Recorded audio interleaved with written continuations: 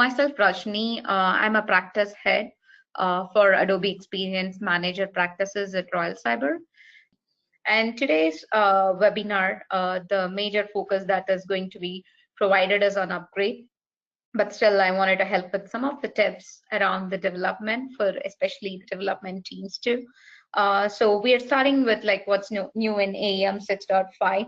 So as we know, like, the journey of AEM 6.5 began in April as Adobe announced.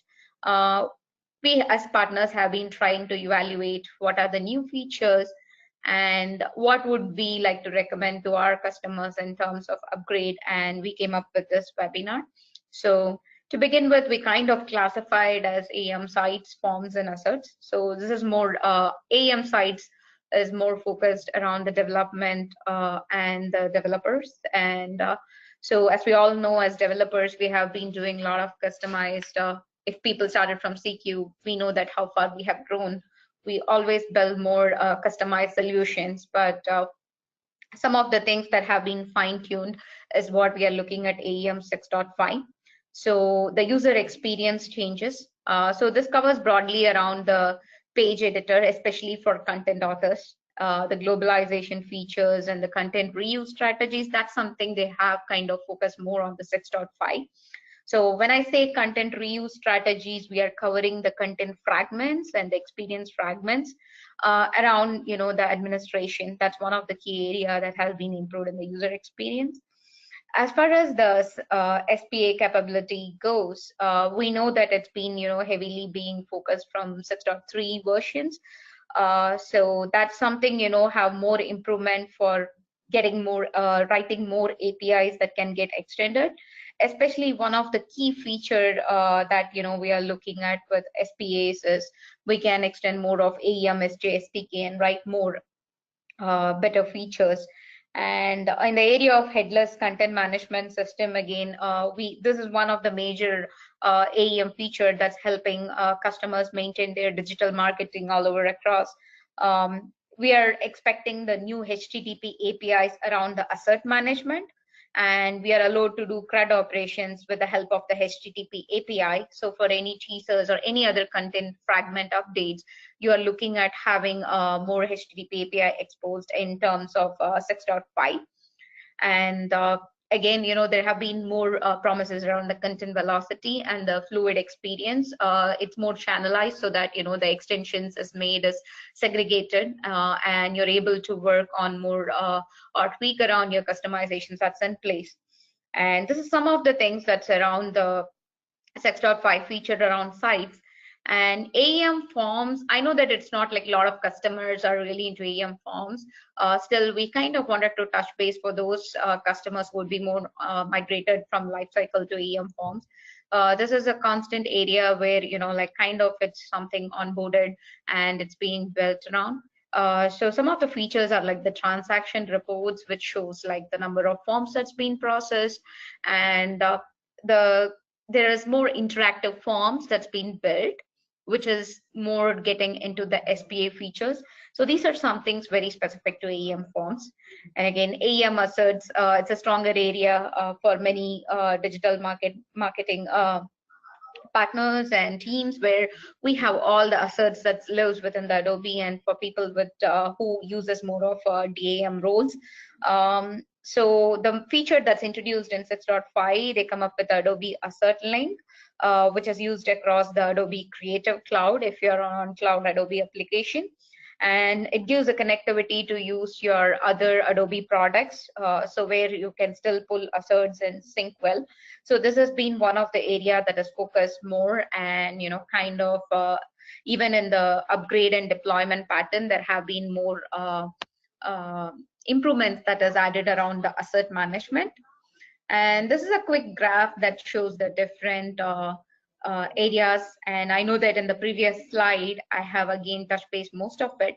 The more interesting one that I would really like to talk about here is Java support. So as we know that Oracle is making more Java a licensed software, Adobe kind of worked out the partnership, and for as far as AEM 6.5 goes, we are looking for two major Java version support. One is Java 8, and we are going Java 11. And what Adobe recommends is, like, if you want to download the package from Oracle, then yes, you could go ahead and download from the Oracle site, or you could, through your package manager, whoever has the license to your package manager, you can pull in the Java support packages that's being provided from the Adobe end itself. So this is one of the things that's more key. And with Magento getting into Adobe, we are looking more strong features of, the direct connector between Magento and the Adobe. So this is something, for more for the e-commerce customers who have their retail in the Adobe presence. So this is some of the features that's more, developers are looking at. And this is again a very high level content on what's being changed, and especially with core components, which is something, more business based too. We have new carousel and tabs that's being released under the container component, and we have a page teasing visual link teaser component under reference. So there's been new components added, which is as usual a common pattern across new releases. So this is something to really go ahead, like, at least from the development perspective, we might be having a detailed webinar with more inputs into development, but I'll just move on to the major focus today. That's the AEM 6.5 upgrade features. And while we jump on it, so I understand that, so today we might have people who are from different Adobe versions. So pretty much we are trying to cover for all those with different versions what it is to go ahead and have your upgrades done. So for any Adobe upgrade, the moment we talk, like, we kind of live in a world where each AEM customer is a bit different from each other in terms of how they utilize the AEM. Like, they have custom codes. So for example, like, if you have someone from 5.4 being there, what you're looking at is they might have developed a lot of their own components and page tools, and they might have really got it a long way, where, these are, we call the complex customers, or where we have more complex upgrade that is coming in. And so we need a tool to measure all this, like, hey, where are you today, and how we can take you to further upgrades. So some of this, the way we look at it is what we see here. So mainly we'll talk about the pattern detectors and the backward compatibility and the sustainable upgrades. So talking about pattern detector, so when we talk about pattern detector, it's nothing but a PD package that is provided by Adobe on each versions. So similar way, we have an pattern detector package that's been released specifically for AEM 6.5. And what you're looking at the pattern detector is, this is something that you would deploy on your current environment. And by running the pattern detector, you're able to get a report that details into what are the key features that you got that's going to kind of conflict with the upgrade. So normally Adobe doesn't prefer anything under the libs, under the etc, and the way the content is even structured is something, like, normally people by their practice and by their team, they kind of, use it more broader.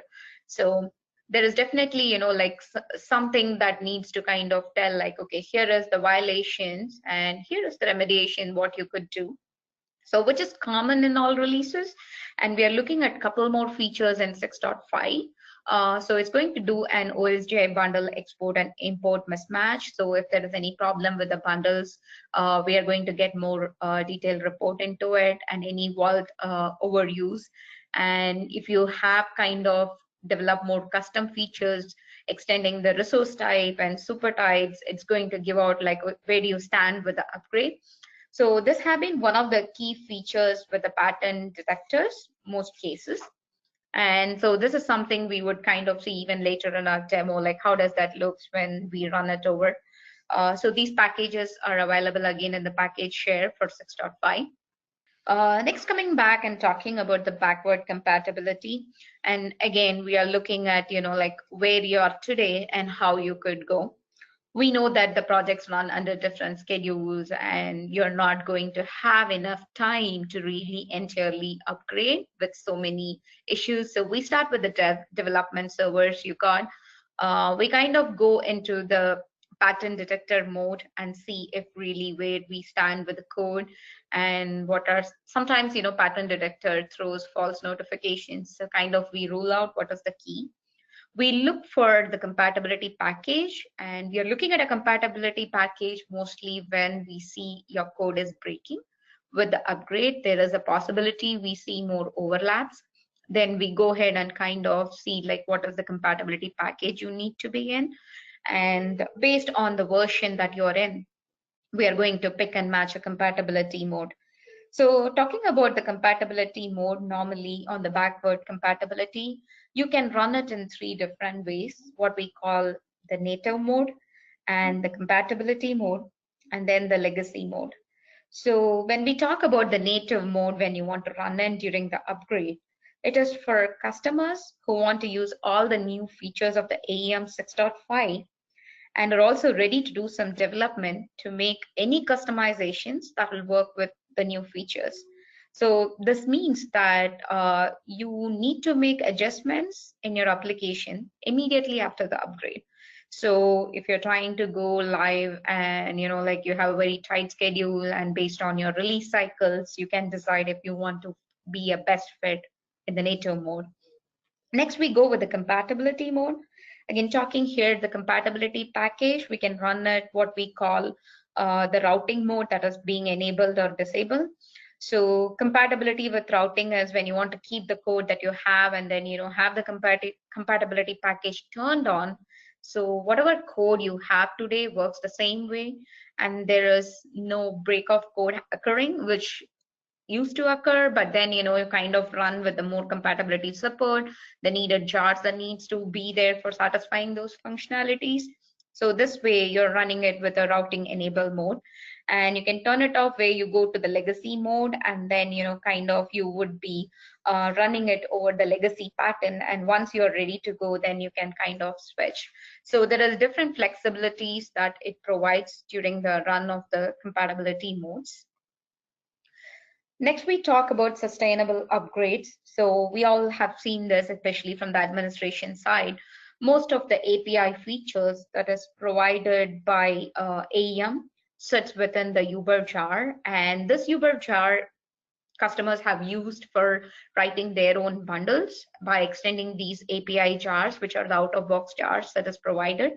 And it's 6.5 is also coming with more clear-cut definitions on how we use this public APIs, and it keeps kind of the internal APIs and the AEM bundles away, more like the Java concept, but not really the Java concept of private and public. And what we do here is we are able to kind of keep it more safer. And if there have been an use of the public or private variables where it's tightly coupled, then that's where like you're going to face your upgrade challenges. And that's one of the thing you could also see more at the AEM content level. You would see that granite area marked when you go to the JCR mode and CRXT Lite.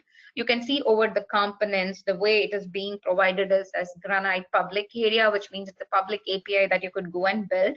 So eventually, this best practice, when it put forward, of using whatever publicly exposed or from your component perspective, this is going to eliminate your future bottlenecks during your upgrade. So this is one of the features that, again, when we go to upgrade, it's something we look more into the code where the custom components is, and if it can be replaced with a different one. So this determines the total time and kind of the work effort levels that's going into the upgrade. So this is one of the key things to consider, where all this being exposed, like where it goes. So we kind of go in a stream fashion. So we go with pattern detector. We go ahead and see like whether there is a backward compatibility support that will allow you to kind of continue. And then we go with lazy content migration, what we call. Once we finish the upgrade, based on the mode that is picked, we can kind of play around like where we need to be seeing. So just for the sake of the backward compatibility, so the content and configuration in ETC and the content starting with AEM is mostly not touched. So like we are not really seeing any of the code edits moving in the for the releases. And we also want to make sure that if you have done in the past, how to bring it down, which earlier from the earlier versions. So it depends like from where you're traveling. So this is somehow, like this is a kind of a flow chart that explains, and this pretty much the Adobe site too. Like this is a standard practice that's being put for people who is going from any instance that is less than 6.5. We try to go ahead, apply the pattern detector, and we upload the package. We run it. We evaluate based on the report what it is needed. So if there is pretty much pattern detector says no flaws, we are going forward with a minor in place upgrade or a new upgrade, depends like where you're traveling from, which version you're kind of moving on, and then we can go with a lazy content migration later after the flow. So now when you're like in a native mode where like you wouldn't really go to upgrade, we need to kind of put the backward compatibility and then kind of go and release. So this is something like based on the environments, it's pretty much tailor made. And to give on like I think like we'll also, I wanted to touch base based on the support agenda, the core support. So this is the flow path. And before I go to this, I can give you like, so this is something that Adobe product support. So for any customers who is kind of in 6.2 or 6.3, mostly I'm assuming that most of them would be there, or if not, even customers who are early in the earlier version, if they are in the end of extended support, yes, we could help them to move on to 6.5. So these are some of the key dates and milestones we are looking where Adobe have decided to support the product, and the extended support that goes on. So this is something, a better point for you to really put yourself to think whether we are in the upgrade aspect. And so again, the paths to the upgrade, to take the path of the 6.5 upgrade, especially if you're in up till 6.2 versions, you are looking to migrate the oak segment. So kind of we will so right now the oak segment CRX2 have been updated to CRX3. So before we kind of move you from earlier versions before 6.3, we would like to do the oak migration that's involved, and then you can go to 6.4 instance, and you can go again from there to 6.5. So this is something kind of to give the paths that's available. So with this, I would like to kind of I know that we have been talking more about this pattern detectors and kind of other features. I wanted to have a quick smaller demo which would kind of put you a better idea on how and where it looks. So I have an instance that already had a pattern detector that has been installed. So I can kind of review this packages with you. So let me go here while this loads. So here is a pattern detector. So the moment you upload the package, you're going to see the pattern detector available for you. So this can be done in any of your lower environments to really begin with. So there's different formats. Adobe supports getting you this entire report. I ran it in a browser mode. So this kind of shows, this is run on a core with no customization code. So I couldn't really show it much here. And we can show a detailed demo on how it looks at the code later. But these are some of the violations that has been reported. So some of them can be ignored, and then you kind of get a final report where it says like, okay, I have found this many problems. And some of them can be ignored, but it gives you a detail on what is out there, and then what is the status pattern detectors that's been applied. And once that's applied, we also run the pre-upgrade task. So this is one of the tasks I would really, like encourage people to even to evaluate. We kind of go ahead and run this pre-upgrade task, which pretty much touches all the core functionalities like the version, workflow, and the audit log. So we can kind of run this pre-update task. So normally when you run this pre-update task, it goes and runs.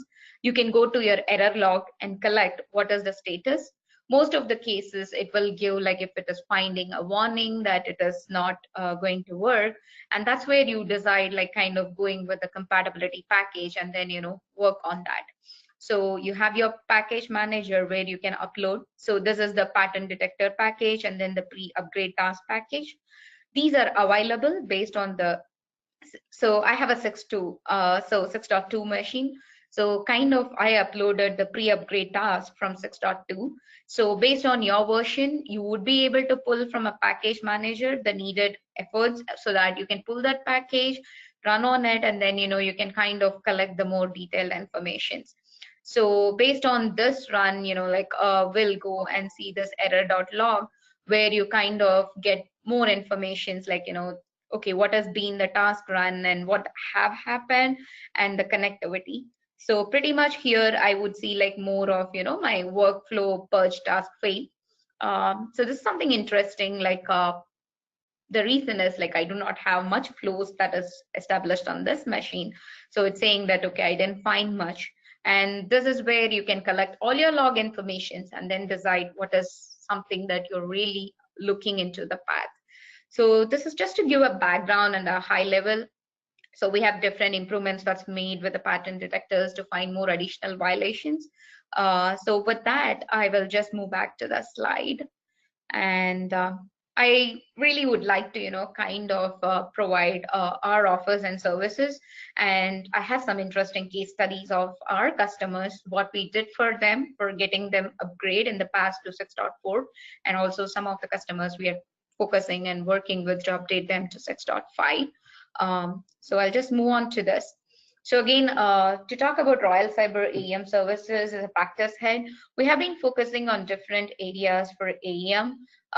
So one is the development and implementation. So we kind of build sites and establish sites for our customers. So we work from the scratch, and we help customers to navigate from any traditional designs, and then kind of update to the new features that is getting in place, and switching to more and more Adobe provided features, unless and until customer have many specific components to be built.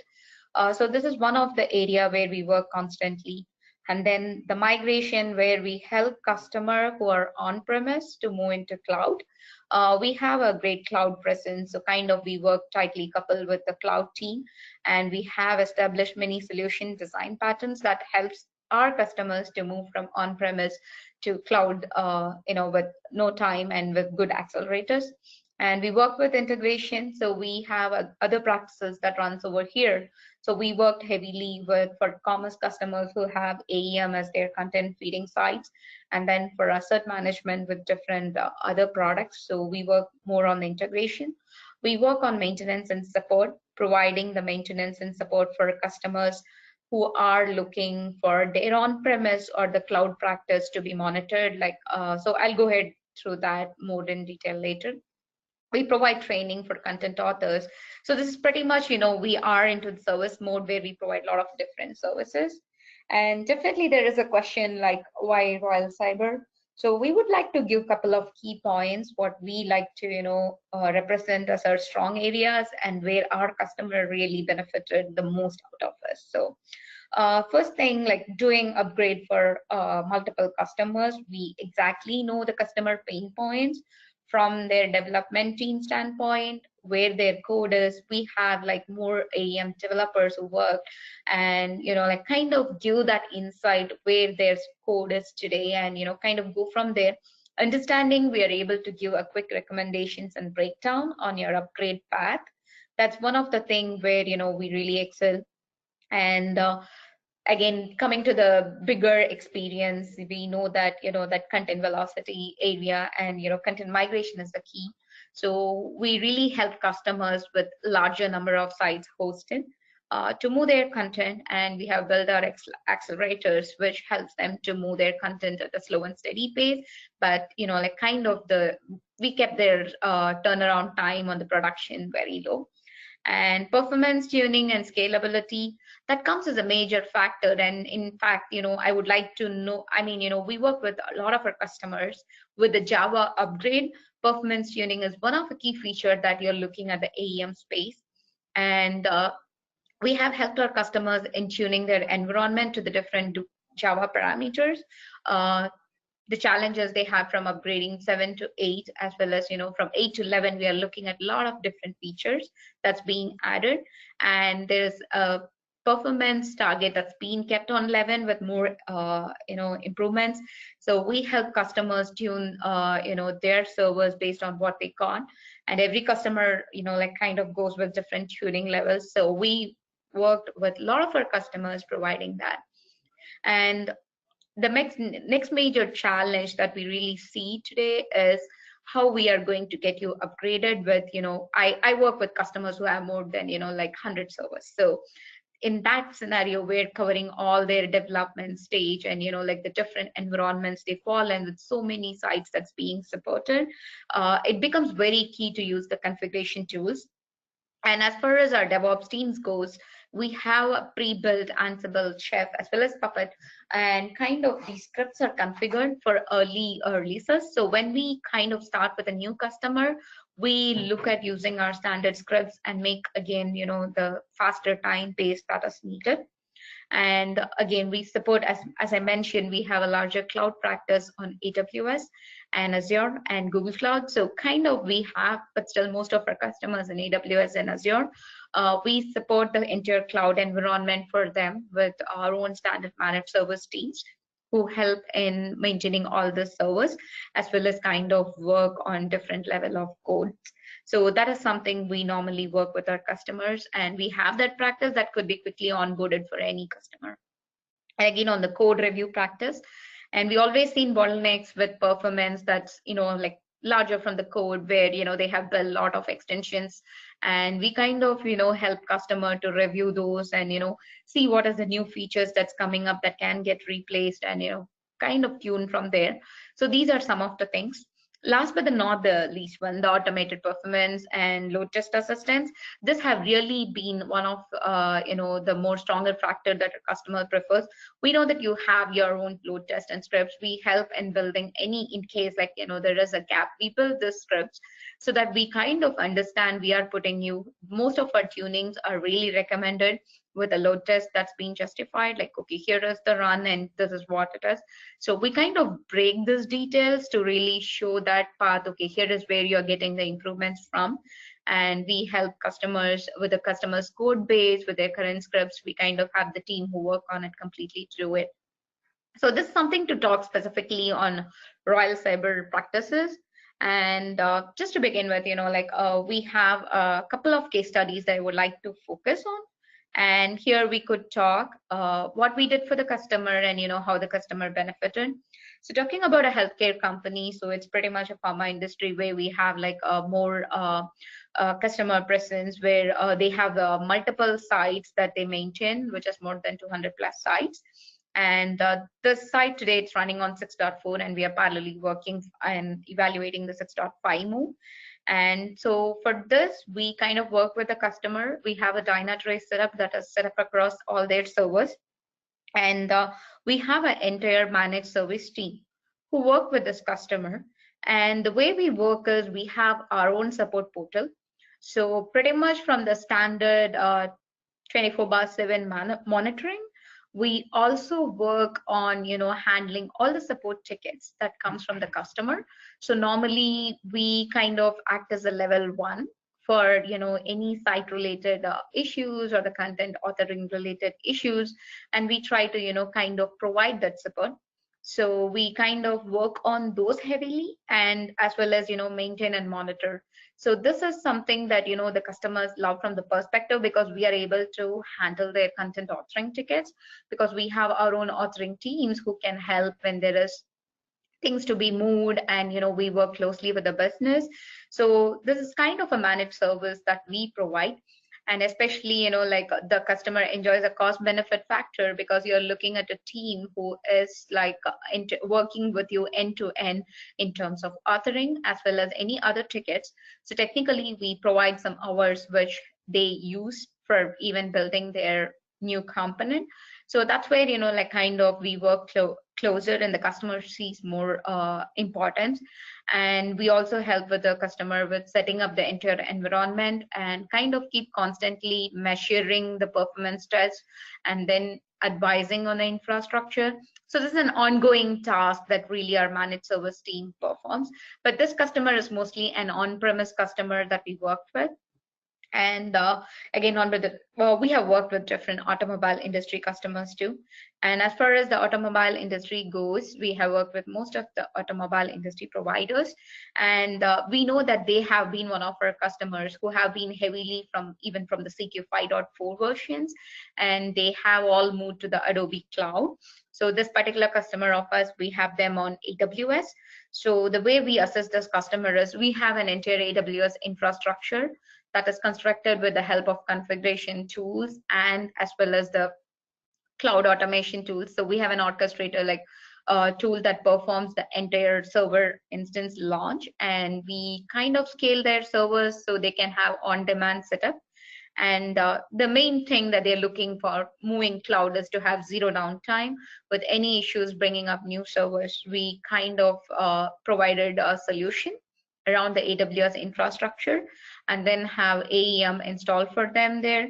And then again, this is again a managed service where we kind of cover both AWS and AEM with needed features across. So when we work with these customers, especially with the upgrades, we work with their current code base, provided reviews on it, and then kind of go from there where they need to improve and help them, kind of remove most of the older components that they live with and kind of matching the features that came in new. So these are some of the routine activities that we kind of work with automobile industry. And pretty much, we have like more than 2 to 3 clients of us in automobile where we work with different support systems and services. Not the least, like banking sectors. So we have customers who are on banking sectors who utilize Adobe Experience Manager. They also, use the forms. So we kind of support it 2 ways. And again, here we work with the team. As part of our managed service, we covered the infrastructure and as well as the AEM Experience Manager installations. And we kind of make sure, these customers are having a configuration tool presence. We are full on DevOps. The main reason being, like we really try to stay away from manual deployments and, educate the customer where they need it more on the DevOps end, which helps them to save more time, and the code quality and control on the releases is much better. So our major focus is AEM along with, keeping that entire infrastructure tied up and the best practices being implemented. So we have more detailed case studies on an individual basis on our sites, which could be reviewed. Since this is more of a webinar, we presented like more of the high level points. So this is something to really talk about, our past, presence, and work with the customers. So now coming to the thoughts that, you need to start working and updating, or, at least, like to experiences. So this is some of the steps that we follow from our project structure. So initially we meet with the customers, we run, we have an access to their development environment where we begin with in analyzing the code. So, provide a code review and run all the needed process to kind of isolate where the customer stands in upgrading, and then we provide all the details to the customer, and then we start building their role upgrade books and especially the configuration tools, which would save time for us to bring them on the standard platform across all their server upgrades. And we do help assistance with the QA, and we kind of take customer script, we give our teams and help them to establish, because most of the time we see that customers are tied up with one of the team who performs the ongoing migrations and ongoing activities like maintenance and stuff. So we kind of utilize our team and leverage and work with customer endpoint contacts, especially in helping them with the testing to have them on the time frame to go with. So this is some of our things that we have been doing for our customers continuously. So just to give not much, but I know that it's something more individual basis, but I wanted to give the kind of services Royal Cyber offer in different packages. So normally, like the level 3 package is something definitely, like I would talk for customers who are looking for managed service partners, and they get the maximum out of it because we have features where on managed services, we try to give some hours to the customers where they can leverage that as part of the standard practice. We have a team who sits and we let our customers leverage some of our team for their support, especially with content authoring, be it content authoring or or a new development. We kind of help them when they are in a complete managed service package to reach their destinations. So that's something, especially when we are running on a tight project schedules, this comes handy, so we can get resources who can work with you from the managed service as the whole package for some customers. We also help with other customers with different level of packages performing their upgrade. and helping and educating their team on the upgrade with the maintenance details, the different maintenance changes that Adobe provides for each version. We help with them and kind of go on it. And on the level 2 package, the COE assistance is something what, so say that you're working on Adobe ticket for long, our team provides help, and based on the relationship we share with our customers, we try to help jump in and provide our COE to get those tickets resolved based on the priority. So this have been a constant thing that our customers have been enjoying with us, so that they're able to get things done on the right time.